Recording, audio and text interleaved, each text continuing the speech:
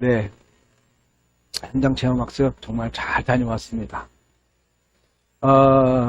어린 시절에 제가 그때 한 초등학교 6학년, 5학년 정도 됐을 때였어요. 그때 동네 형하고 그 작대기로 이 칼싸움을 하다가 제 눈을 그 형이 그시는 바람에 피가 막 추출추출 나고, 그때 마침 이제 아버지가 계셔가지고 아버지가 저를 등에 업고 병원으로 뛰어가셨어요. 아버지의 그 하얀 그 와이셔츠에 이렇게 아버지한테 엮이니까 아버지 그 등에 그 빨간 피가 이렇게 막 묻어 있는 것을 생각이 나요. 그러면서 어렴풋이 생각해 보면 아버지의 등이 아주 따뜻했다. 그리고 되게 아버지의 등이 넓었다 이런 것을 제가 느꼈어요. 근데 실제로 저희 아버지는 몸집이 크신 편은 아니에요. 그런데 제가 5학년 때 엎혀서 아버지가 병원으로 막 달려갈 때 그 어린 아들의 그 모습에는, 그 아들의 느낌에는 우리 아버지의 등이 따뜻했고 또 아버지의 등이 넓으셨다라는 것을 제가 가끔 생각을 하게 됩니다. 여러분들은 또 어떤 그 아버지에 대한 추억이 있는지, 다들 아버지에 대한 추억이 다 있을 거라고 생각을 합니다. 근데 오늘 우리가 아버지의 등이 따뜻하고 넓었던 그런 기억처럼 우리가 하나님 아버지라고 부르는 우리의 하나님 아버지도 우리에게 언제나 따뜻한 등, 넓으신 그런 등으로 함께 해주고 있음을 여러분들 믿으시기를 주님의 이름으로 축원합니다. 여러분에게 하나님 아버지는 어떤 분이십니까? 김현철 집사님에게 아버지는 어떤 분이세요? 하나님 아버지 말하는 거예요.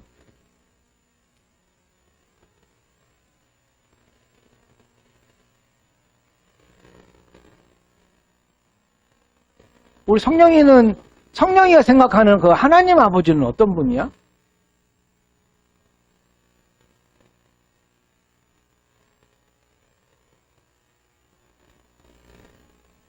의지할 수 있는.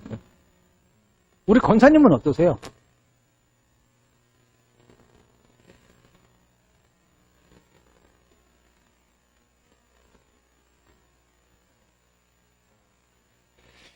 우리 사모님의 아버지는 어떤 아버지세요?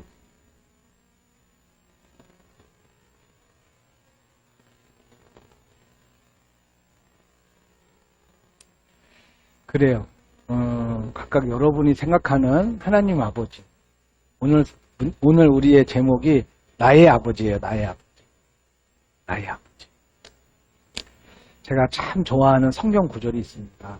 시편 118편 6절. 여호와는 내 편이시라. 내게 두려움이 없나니 사람이 내게 어찌할꼬. 7절입니다. 여호와께서 내 편이 되사 나를 돕는 자 중에 계시니 그러므로 나를 미워하는 자에게 보응하시는 것을 내가 보리로다. 나를 미워하는 자를 보응하시는 것을 내가 보리로다. 여호와는 내 편이시라. 이게 제가 참 좋아하는 성경 구절 중에 하나입니다. 오늘의 본문 말씀은 완악했던 바로에게 모세가 마지막 경고를 하는 장면이에요. 그동안 9가지의 재앙을 바로가 받았습니다. 모세로부터 하여금 하나님께서 이스라엘 백성들을 출애굽하라고 하니까 바로에게 가서 이야기를 하는데 바로가 들은 것 같다가 안 듣고 들은 것 같다가 안 듣고 그렇게 해서 9가지를 재앙을 받습니다. 굴복해야 할 바로는 끝까지 버티고 있는데 그 마지막 경고, 오늘 요 경고를 통해서 저와 여러분이 나의 아버지를 다시 한번 경험하고 또 보고 체험했으면 좋겠습니다. 9가지 재앙 혹시 기억나시기도 하겠지만 첫 번째 재앙이 뭐였어요? 첫 번째 재앙. 요거는 좀 기억하셔도 되는데. 김현철 집사님. 첫 번째 재앙. 이스라엘 백성들이 처음부터 우리 이제 여기를 떠나서 이제 나가겠다라고 했던 건 아니에요. 우리 잠깐 하나님 앞에 제사를 지내겠다라고 이야기를 했었거든요. 근데 이제 첫 번째 재앙이 뭐였냐면, 예? 뭐라고요? 전염병 아니고요. 아니요. 첫 번째 재앙이 뭐냐면 애굽에 있는 모든 먹는 물을 뭐로 만들었어요? 피로 만들었어요. 피. 예. 나일강에 흐르는 그 젖줄기 같은 것부터 시작해서 마실 수 있는 모든 물은 다 피로 만들었어요. 여러분 요거 좀 기억해 주세요. 첫 번째 뭐로 만들었다고요? 피. 다 물을 피로 만들었어요. 물을 피로 만들었어요. 요거 좀 기억하셔야 돼요. 마지막에 나와요. 예? 뭐 두 번째는 뭐 개구리 사건부터 시작해서 또 고대 문헌에 보면 이거를 목이라고 얘기를 한대요. 히브리어로 킨님이거든요. 이거를 목이라고 이제 고대 문헌에는 나와요. 그리고 파리도 있었고, 그 다음에 가축을 죽이는 것도 있었고, 여러 가지, 뭐 우박도 있었고, 뭐 메뚜기도 있었고, 뭐 악성 종기, 전염병도 있었고, 그렇게 있었습니다. 근데 이 9가지 재앙의 특징이 있어요. 특징. 첫 번째 특징은 첫 번째 그 피로 만든 거 빼고 나머지 7가지의 특징은 뭐냐면 혹시 아세요, 권사님? 이거 오래전에 제가 한번 설교를 했었는데 7가지의 특징은 전부 다 애굽에서의 사람들이 숭배했던 것들이에요. 다 우상 숭배의 그 신들이었어요. 관계되는 것들. 이것을 통해서 하나님은 뭘 알게 하고 싶었다. 너희의 우상을 내가 철저하게 어떻게 했다? 무너뜨렸다.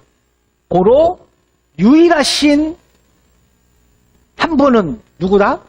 하나님이시다. 요거를 선포하셨던 거예요. 요거를. 그 다음에 영적인 의미로는 이거 우리하고도 좀 관계가 되는 건데, 우리 삶에 우상 숭배하고 있는 것들을 하나님께서는 좋아하시지 않는다는 거예요. 하나님께서 우리로 하여금 우리가 가지고 있는 우상 숭배하는 것들을 하나님 기뻐하시지 않기 때문에 그거를 하나님께서는 어떻게 하신다? 하나하나 쳐가신다라는 그것도 기억하실 필요가 있습니다. 그리고 세 번째는 우리 김현철 집사님이 하나님이었다면, 제가 하나님이었다면 남아있을 사람이 별로 없을 것 같아요. 그죠? 여러분에게 하나님이었다면 아마 남아있을 사람이 없었을 거예요. 그죠? 권사님, 그죠? 근데 우리 하나님은 인내하시는 아버지. 8가지, 9가지. 계속해서 하나님은 뭐 하고 계시는 거예요? 기다리고 계십니다. 하물며 누구까지? 하물며 바로에게까지. 하물며 애굽 사람에게까지. 하나님은 뭐 하고 계신다? 기다리고 계신다. 무엇을? 회개하다. 무릎 꿇기. 기대하고 계신다는. 마음을 돌이킨 척 하다가 다시 완악해지는 바로의 모습을 보면서 사실은 우리의 모습도 많이 비슷해요. 하나님 이번 한 번만 나를 이렇게 해주시면 내가 이렇게 하겠습니다. 이번 한 번만, 그죠? 이번 한 번만 나에게 해주시면, 아빠 이거 한 번만 내게 해주시면 내가 다음부터 말 잘 듣겠습니다. 아빠 이거 한 번만 내게 허락하시면 내가 하겠습니다. 그랬다가 그거 받으면 어떻게 해요? 홀라닥 잊어먹고 있죠. 누구 같아요? 우리의 모습 같아요. 그런데도 불구하고 하나님은 계속해서 뭐 하고 계세요? 참아주시고. 그걸 기억하는 아빠는 별로 없어요. 너 얼마 전에 너 한 번만이라고 했잖아. 그거를 계속 적어놓고 그때마다 막 이렇게 하는 아빠는 없어요. 금방 잊어먹어요. 우리 하나님도 우리에게 그런 참아주시고 인내하시는 그런 아버지라는 것을 여러분들이 믿으시기를 주님의 이름으로 축원합니다. 근데 아버지는 그런 아버지가 어떨 때 기뻐하실 것 같아요?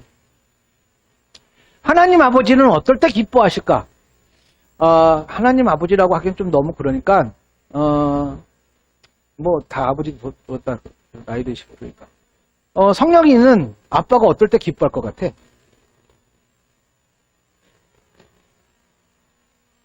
말 잘 들을 때 틀리지 않죠? 아빠가 하는 말을 잘 듣고 뭐 할 때 그대로 행할 때 아빠 마음은 되게 흐뭇하죠. 내가 너의 뭐예요? 아빠야. 아빠라고 안 불러도 아빠의 말을 듣고 그 말을 그대로 행할 때 나는 너의 아빠구나를 자연스럽게 알게 한다는 자연스럽게 알게 한다. 그러니까 아빠가 얼마나 기뻐하시는가. 그러니까 우리 하나님도 마찬가지. 우리 하나님께서 말씀하시는 것을 우리가 듣고 뭐 할 때, 행할 때 아버지는 너무너무 기뻐하신다는. 그런데 듣지 않고 회개하지 않고 또 내 마음대로 할 때 그때는 아버지가 어떻게 하세요? 깨닫게 하기 위해서 계속해서 알게 하신다라는 거죠. 우리의 삶을 통해서. 그래서 여러분들이 하나님 우리 아버지께서 특별하게 초자연적인 어떠한 능력으로 여러분을 깨닫게 하시지 않는다라는 거예요. 그냥 우리 일상생활을 통해서 하나님은 우리로 하여금 하나님의 그 음성을, 하나님의 말씀을 듣고 깨닫기를 하나님 원하신다는 거예요. 일상생활 속에. 진짜 초자연적인 어떤 그런 걸로 나를 깨닫게 하기 위해서 그렇게 안 하신다는 거예요. 그래서 저와 여러분들이 놓치지 말아야 할 건 뭐냐면 일상생활에서 일어나는 모든 일들을 쉽게 넘어가면 안 된다는 거예요. 거기엔 다 하나님의 뜻과 하나님의 의미와 하나님의 말씀하심과 하나님의 인도하심과 하나님의 임재가 있는 줄 믿습니다. 그냥 하나님이 내 삶에 함께 하셔. 그거를 우리는 일상생활 속에서 다 역사하시고 있다는 거예요. 자녀도 마찬가지죠. 무슨 우리 자녀들이 저의 말을 듣지 않을 때 그냥 일상생활 속에서 그것을 통해서 깨닫게 한다는 거예요. 예를 들어서 와이파이를 끊어버린다든지 핸드폰을 뺏는다든지 일상생활 속에서 갑자기 번개를 하나님 불러가지고 나갈 때 번개가 내 발을 움직일 때 번개가 맞아가지고 이제 나가지 못하게 하는 게 아니라 일상생활 가운데. 나에게 일어나는 일상생활을 여러분들이 그냥 쉽게 넘어가지 않기를 주님의 이름으로 축원합니다. 주님께서 나에게 주시는 은혜 왜 순간순간 있는 거죠. 그러니까 그걸 여러분들이 기억하신다면 하루하루가 나는 주님 안에서 살게 되고 있는 거죠. 주님과 함께 살고 있는 거죠. 그죠, 집사님? 우리 집사님이 믹서기 하나를 샀어요. 믹서기 하나. 본인이 인터넷에서 찾아보고 생각해보고 그것을 통해서 또 하나님은 우리 집사님에게 또 지혜도 주고 모든 우리의 삶의 일상생활 가운데 하나님은 함께하고 계심을 여러분들이 믿으시기를 주님의 이름으로 축원합니다. 그런데 마지막 9가지의 재앙에 다른 점이 하나가 있어요. 이제 10가지. 아까 9가지 중에 첫 번째 거 빼고 7가지는 8가지는 다 우상 숭배한 것을 하나님이 다 치셨다고 하셨죠. 근데 오늘 마지막 10번째 재앙은 또 다른 특징이 하나가 있어요. 뭘까요? 김 집사님 뭘까요? 초등학 1번부터 9개까지는 우리의 일상 중에 일어나는 것들을 하나님께서 허락하셔서 그것이 재앙이 되었지만 마지막 10번째는 하나님이 직접 하신다는 거예요. 4절 볼게요. 4절. 모세가 바로에게 이르되 여호와께서 이와 같이 말씀하시기를 밤중에 누가? 내가 애굽에 들어가리. 요거 포인트예요. 그러니까 일상생활 가운데에 하나님이 기다리고 참아주시고 하다가 마지막 10번째 때는 누가 하신다고요? 아버지가 하신다. 아버지가 직접 개입하시겠다는 말씀을 하고 계시는 거예요. 이건 다시 말씀드리냐면 문제의 심각성을 말해주는 거야. 그죠? 9번째 재앙은 그냥 일상생활 가운데 일어나는 거예요. 사기를 맞았거나 아니면 뭐 믿는 사람에게 발등을 찍혔거나 아니면 물건을 샀는데 돈 받고 도망갔다거나 아니면 갯돈이 털렸거나 아니면은 권사님 또 옥수수를 또 어떻게 했다고? 아니 우리 옥수수 엄청 기대했어. 옥수수 엄청 우리 권사님 권사님 옥수수 그러면 우리 뭐 이제 뭐 김봉훈 권사님도 안 계시니까 뭐 알아서 또 우리 권사님이 또 주시겠지. 아주 따끈따끈한 옥수수를 먹어도 되겠다. 그런데 옥수수 홀라당 탔다며. 그러니까 뭐 그게 재앙이라고는 하지 않겠지만 일상생활 가운데 일어나는 모든 사건들이 전부 다 우리에게는 다 의미가 있는 거야. 이해되시죠? 근데 하나님이 마지막 10번째는 어떻게 한다고? 하나님이 직접 들어오신다는 거야. 직접. 하나님이 직접. 이게 무서운 거라는 거야. 그래서 언제 들어온다고요? 언제? 밤중에. 여러분 이 밤중에라는 뜻은 다시 말하자면 크게 두 가지 의미가 있는데 첫 번째는 뭐냐면 아무도 모르게. 여러분 하나님의 심판은 하나님의 임재로 하여금 하나님의 심판은 그 어떤 누구도 안다 모른다. 모른다라는 거예요. 아무도 모른다. 두 번째는 여러분 밤중에 우리 모두가 어떻게 하고 있어요? 다 자고 있습니다. 방어할 수 없어요. 그냥 무방비 상태. 누가 밤에 도망갈 준비하고 옷 다 입고 신발 신고 자는 사람 어디 있습니까? 그죠, 선생님? 예? 벼락 쳐가지고 집이 무너질 걸 대비해서 나갈 준비하고 잠자는 사람이 있습니까? 얼마 전에 막 벼락 치고 난리 나서 저는 지금까지 태어나서 이 쌍발 벼락은 처음 봐요. 봤는데 막 벼락이 다다다다닥 치는데 제가 여기 문 열었거든요. 문 열었는데 날아갈 뻔했어요, 제가. 날아갈 뻔했어요. 진짜로. 그런데 방어할 수 없어요. 여러분 이 말은 다시 말하자면 하나님의 심판은 그 사람의 지위를 막론하고 그 사람이 가지고 있는 걸 막론하고 그 사람이 부자든 가난하든 그 사람이 대통령이든 아니면 그냥 노숙자든 관계없이 그 심판을 피할 수 있다 없다? 피할 수 없다.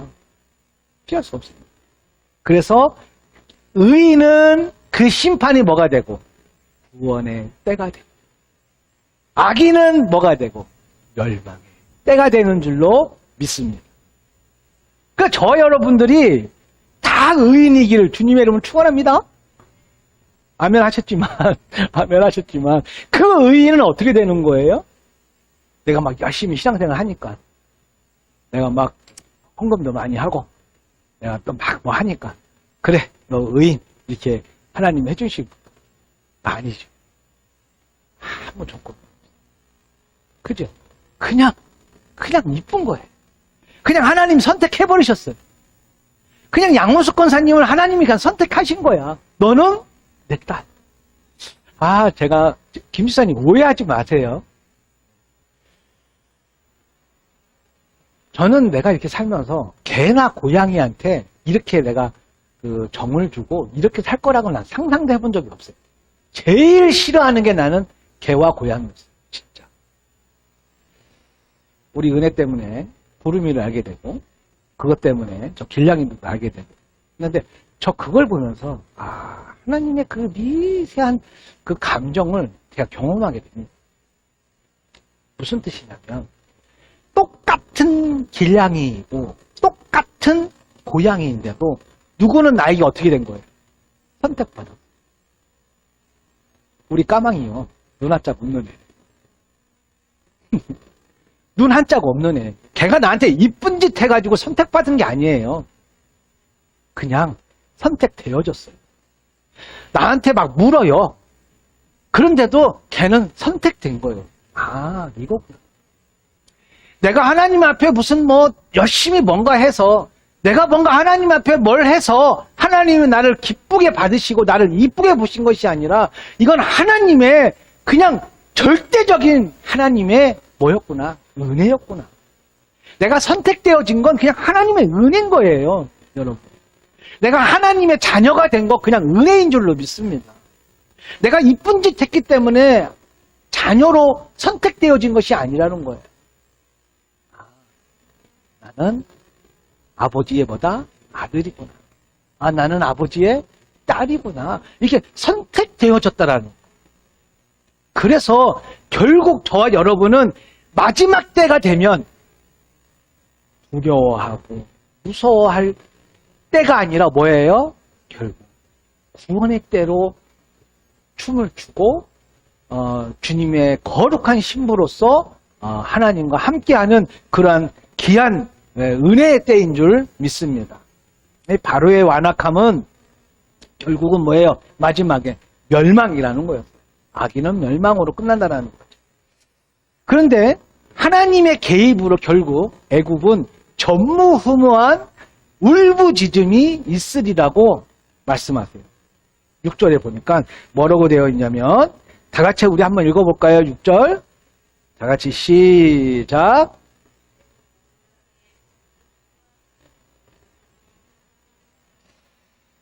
여러분,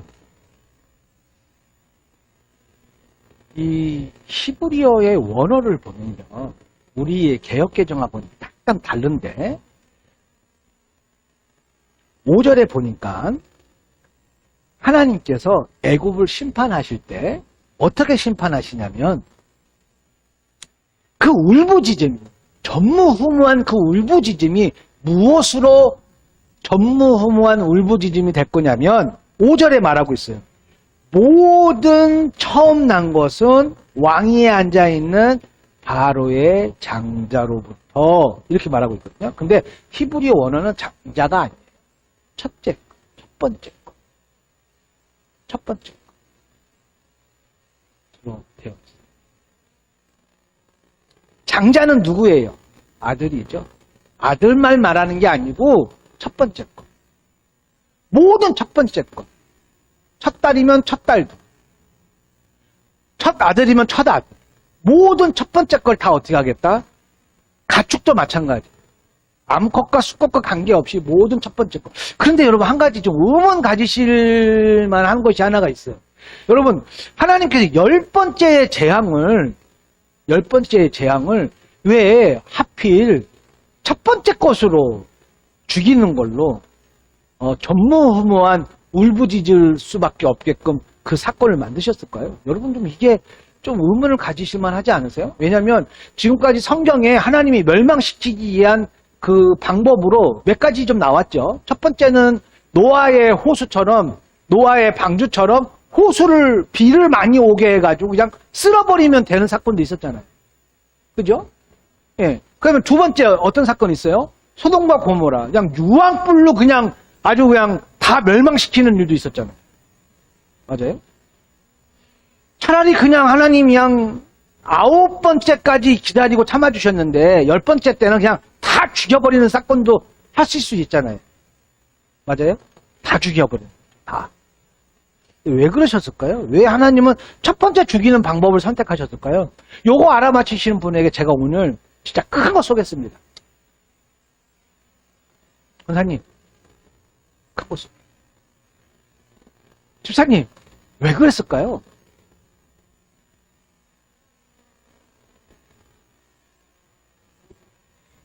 네. 네.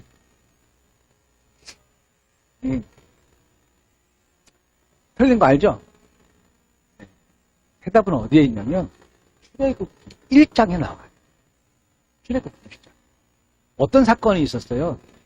야곱이 요셉으로부터 애굽의 총리가 되고 나서 이스라엘 야곱의 자녀들이나 야곱의 식구들이 애굽으로 이민을 가잖아요. 요셉 때문에. 그래서 거기서 살게 됩니다. 그래서 400년 동안 이거 쭉 살게 되는데 처음에는 막 엄청 막 번성하고 강성하고 막 그랬어요. 근데 요셉이 죽고 난 후에 바로의 애굽의 그 왕들이 바뀌면서 우리 이스라엘 백성들이 엄청 많이 아들도 낳고 막 이렇게 낳고 하니까 이 애굽 사람들이 겁을 내기 시작했어요. 혹시 저들이 자기네들의 적과 내통해서 우리를 치면 어떻게 할까 해서 펼쳤던 정책이 뭐였어요?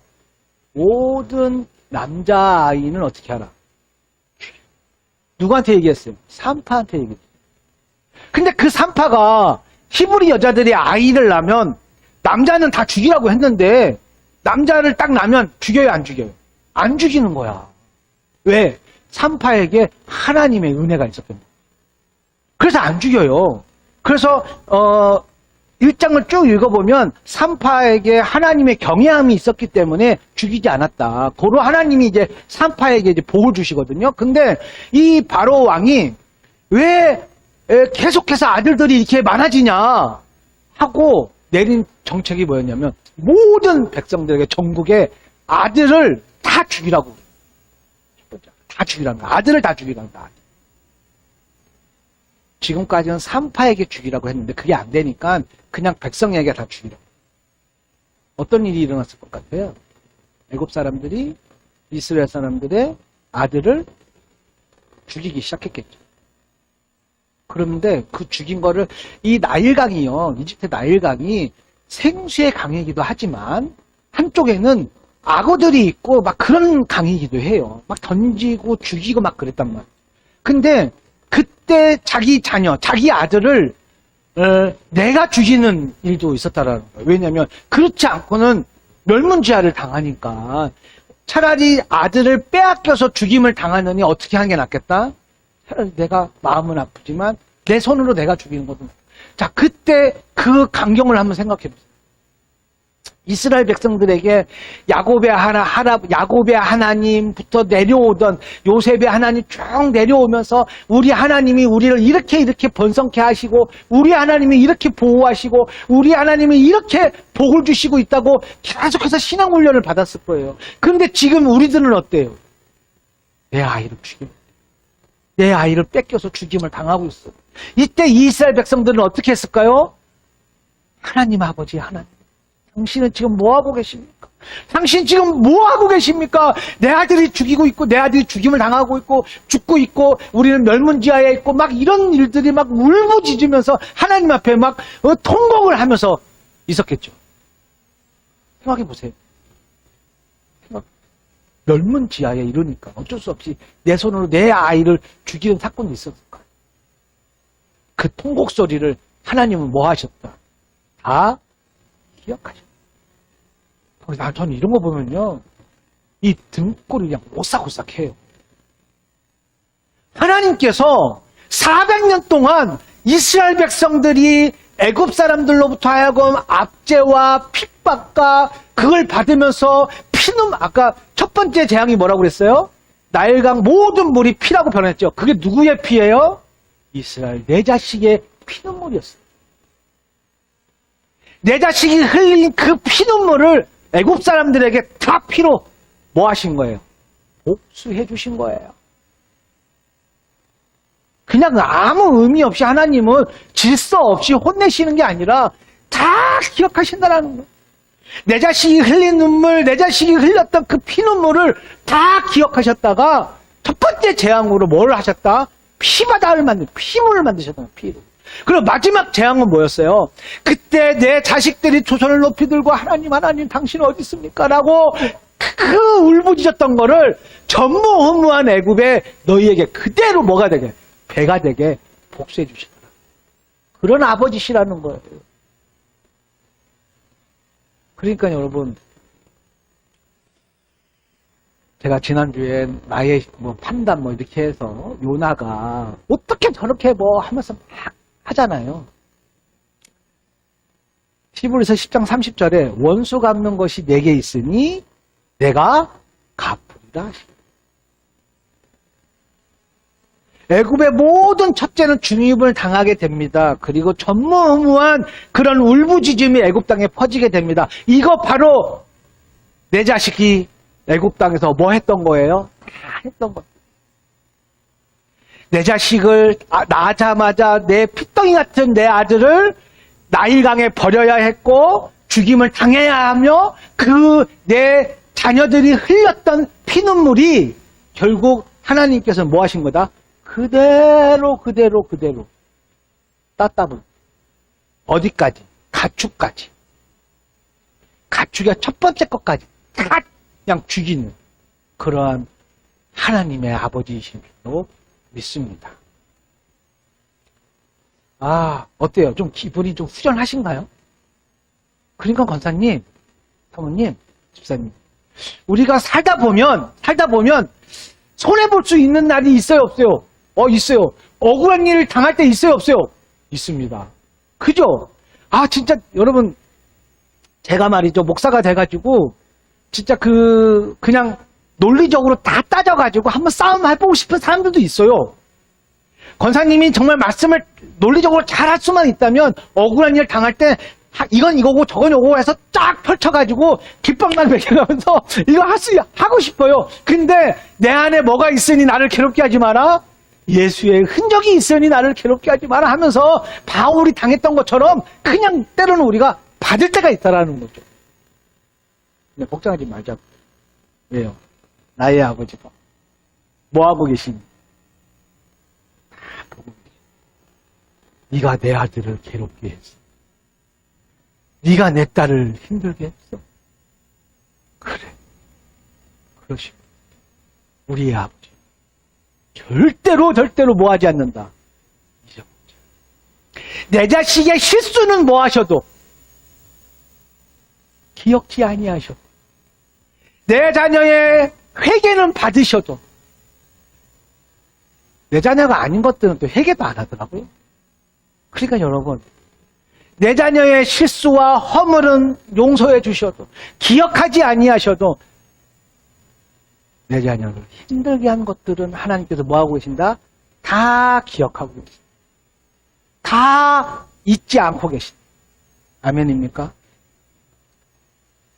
우리 아버지 아주 정확하신 아버지인 줄로 믿습니다. 그래서 여러분들의 삶 때로는 어려움 좀 당하고 힘듭니다. 정말 막 답답한 일 당해. 아버지, 나의 아버지, 우리 아버지 갚아주십시오. 절망하거나 좌절하거나 낙심하지 않고 하나님을 찬양하는 여러분들이 되신 주님의